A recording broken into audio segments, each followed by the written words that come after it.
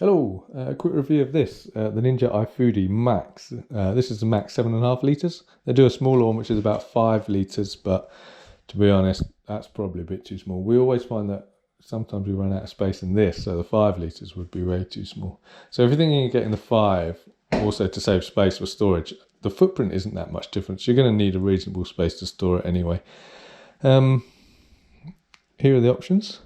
Aircrisp, that was the main reason we got this. We wanted an air fryer, but then we saw this and we thought, well, let's get this because it can do a lot more instead of just air frying. It can pressure cook, it can steam, it can slow cook and even do yogurt. I haven't tried yogurt yet. It can sear and saute. Not tried that. Probably won't ever try that. Dehydrate. I like the sound of that. Not tried it. Bacon roast, grill, and Aircrisp. Aircrisp is the main reason for getting it. That's probably the best thing about it, to be honest. We have used that. We've pressure cooked a whole chicken and then finished it off with the Aircrisp, and it came out amazingly. And it only took about half an hour, which is amazing. Yeah, it's brilliant.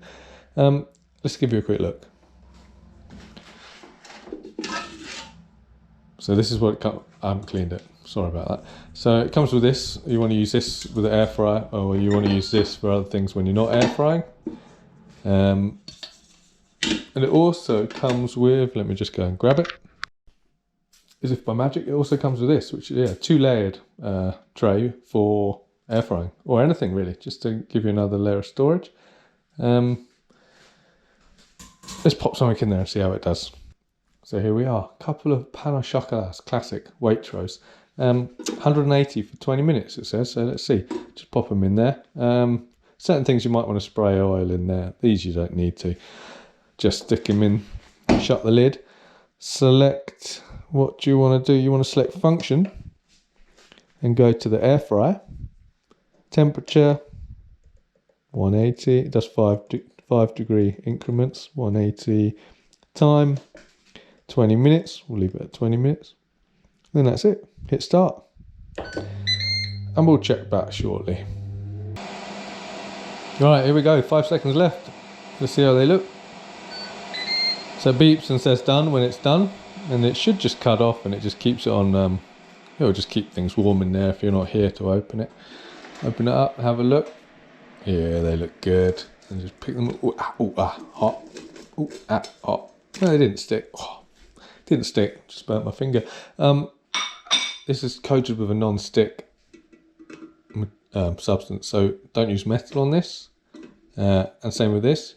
I bought silicone tongs. These are pretty good from Amazon. Obviously you can use metal on this one. It's just stainless steel.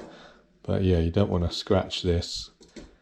That's about it really. Not a very exciting thing to show you to cook, but it gives you an idea of how it works. These buttons all feel good. Nice press to them, not spongy or anything. They feel like they're good quality. Yeah, this dial is good click to it. It feels pretty solid, and then stop push is good as well. And when you turn it off, it says buy. So what more could you want?